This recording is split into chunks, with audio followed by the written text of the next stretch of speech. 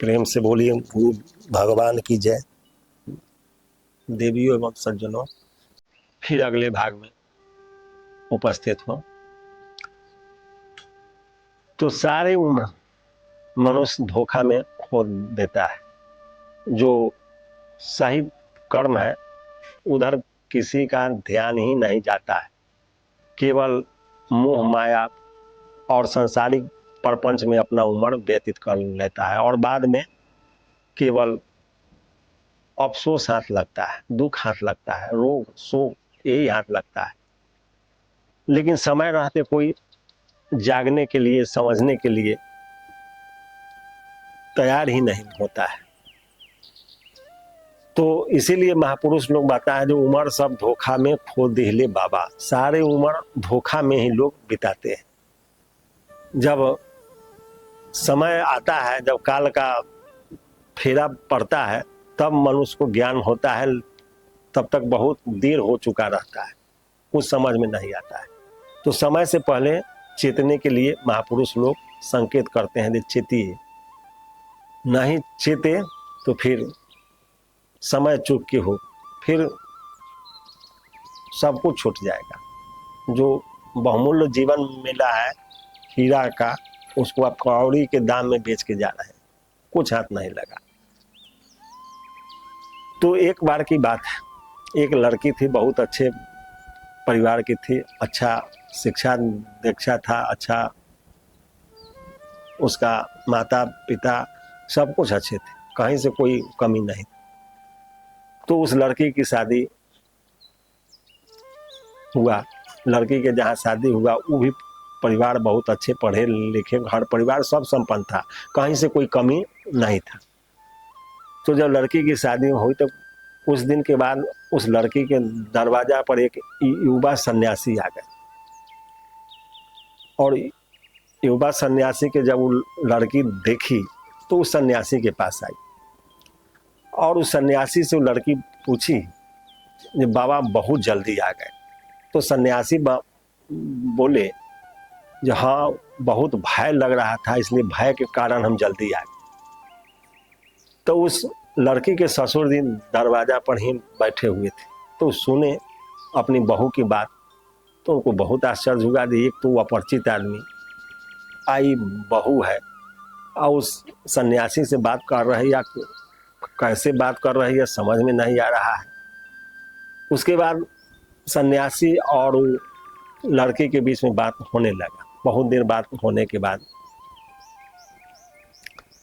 उस सन्यासी पूछे, जे तुम्हारी सास है? तो बोली, जो हाँ है। ससुर है? तो हाँ है। पति है? तो हाँ है। तो सन्यासी पूछे, जे तुम्हारा उम्र कितना है? तो बहू बताई, जो मेरा उम्र 10 साल का है। तो ससुर जी सुने तो उनको बहुत आश्चर्य हुआ। 25 बरस का है, कह रही 10 साल के हैं। लेकिन कुछ बोले नहीं, चुपचाप सुन रहे थे। फिर सन्यासी प्रश्न कर दिए, जो तुम्हारी सास की उम्र? तो बहू बताई, दे सास की उम्र 7 बरस। उसके बाद फिर सन्यासी प्रश्न कर दिए, जो पति का उम्र? तो पति की उम्र बताई, जो 5 बरस। उसके बाद ससुर जी का उम्र, तो ससुर जी की उम्र बताई कि अभी ससुर जी पैदा नहीं हुए। अब ये बात जो सुने ससुर जी से, तो उनका क्रोध इतना भड़क गया कि उसका कोई हिसाब ही नहीं था। एकदम क्रोध से लाल हो गए, आग बबूला एकदम, 7वां आसमान पर उनका गुस्सा जाग गया। अब एकदम इधर उधर हो गए। अब बहू तो अपने रूम में चली गई और सन्यासी फिर अपना भिक्षाटन में निकल गए। अब इस बात से ससुर जी को ये बात बर्दाश्त नहीं होगा। वो एकदम बहुत ज़्यादा व्यथित और क्रोध के कारण वो इधर उधर करने लगे। फिर उस लड़की के पिताजी को खबर किए, जे भाई इस लड़की को यहाँ से ले जाइए, ऐसा परिवार के लड़की हमारे यहाँ नहीं चलेगा। तो उसके पिताजी आ गए। कल पूरे गांव को जमा करके एक पंचायत का आयोजन कर दिया गया उनके ससुर जी के द्वारा। जब पंचायत हुआ तो सारे पंच लोग आए, उसमें उसके पिताजी भी थे, सब लोग था। तो ससुर जी बीच सभा में बोले, जे एक तो ये लड़की ऐसी है कि एक सन्यासी आया उससे ही बात करने लगा, अपरिचित व्यक्ति से। अब बात करते करते उसको खाला सारी जानकारी उल्टा बता रही थी। तो पंच लोग कहें कि भाई क्या इसका जानकारी था, तो बताए कि ये सन्यासी से पूछ रही थी, बहुत जल्दी आ गए। तो लोग कहा कि भाई अब ये बात क्यों पूछी, तो लड़की ही न बताएगी, तो उसी लड़की को बुलाइए इस सभा में। तो जब सभा में उसको बुलाया गया तो वो लोग सारे पंच के बीच में सब पंच लोग कहा कि आप इससे अपने बहू से प्रश्न करिए, जी आप क्या जानना चाह रहे हैं, क्या आपको दिक्कत लगा इसके बाद से। तो ससुर जी बोले, जी सन्यासी को बोली कि ये बहुत जल्दी आ गए। तो सन्यासी कहा कि ये भय लग रहा था, आखिर इस बात का क्या माने होगा। तो पंचों ने कहा कि तुम इसका जवाब बताओ। तो बहू जो थी वो ससुर जी से बोली, जी ससुर जी हमारे बात से आपको तकलीफ होगा, दुख पहुंचा, तो आपको कोई भी समस्या है तो आप हमसे उसका समाधान लीजिए, आप पूछिए प्रश्न, हम आपको इसका जवाब बताते हैं। तो ससुर जी पूछे थे उस सन्यासी से, तुम्हारा पूछने का क्या तात्पर्य था जो बहुत जल्दी आ गए। तो बहू बताई कि हम इसलिए उस सन्यासी से पूछे थे बहुत जल्दी आ गए कि उसका अभी उम्र बहुत कम था और उस सन्यास ग्रहण कर लिया। तो हमने सोचा कि इतना कम उम्र में आखिर सन्यास ग्रहण करने का क्या कारण है, इसीलिए हमने उसे पूछा कि बहुत जल्दी आ गए। तो बताया कि हमको भय लग रहा था। तो भय मतलब उस सांसारिक विषय वासना काम क्रोध लोभ मोह के थपेड़े से वो भयभीत होकर संन्यास ग्रहण कर लिया, प्रभु के शरण ग्रहण कर लिया। तो हमने तो उससे पूछा, वो हमको जवाब बताया। तो सारे पंच लोग कहे ना बात सही है। तो ससुर जी भी मान गए नहीं बात सही है, उनको भी कोई आपत्ति उस पर नहीं हुआ। फिर बहू कही अगला सवाल आप पूछिए। तो ससुर जी पूछे कि तुम अपना उम्र 10 साल उसको बताया, तुम 10 साल की है। तो कहा कि नहीं उम्र जो है वो तो है ही, लेकिन हम 10 साल से ही अपने गुरु के शरण में गए, उनसे ज्ञान प्राप्त करके हमने भगवान को पाया और उस समय से हम प्रभु के शरण में हैं। तो बाकी का उम्र तो खाने में सोने में इधर उधर के विषय वासना में बीत गया, जो समय बचा उसी में ना असली उम्र हमारा बीत रहा है। तो इस बात से भी सब लोग समझ गए ना बात सही है, 10 साल से ही हम भगवान को जाने तभी से हमारा उम्र सही है, बाकी तो सब धोखा में समाप्त। उसके बाद फिर सास के उम्र का बात आया, जो सास के उम्र तुम बताई 7 वर्ष। तो बहू बताई कि हमने जब यहाँ आया तो हम अपने सासू माँ को भी सांसारिक विषय वासना से सिमट कर और उस ईश्वर की ओर जोड़ा, अपने गुरु के साथ उनको भी जोड़कर उस परमात्मा की ओर उनको मोड़ा। तो 7 साल से ही इसमें लगे हुए, इसलिए उनका उम्र 7 साल है। और पति का जब बात आया जो उसका उम्र 5 वर्ष कैसे है, तो बताई दे वो इससे पहले वो भी संसारी के विषय वासना में फंसे हुए थे। तो हमने उनको भी मोड़ा, अपने गुरु से जोड़ के उनको भी ईश्वर की ओर मोड़ दिया। तो 5 साल से इसमें मुड़े हुए हैं। तो फिर सब लोग मान गया। ससुर जी भी सब सवाल के जवाब से बहुत संतुष्ट हुए। उसके बाद ससुर जी कहे मेरे बारे में तुम क्यों कहा मेरा अभी जन्म नहीं हुआ है।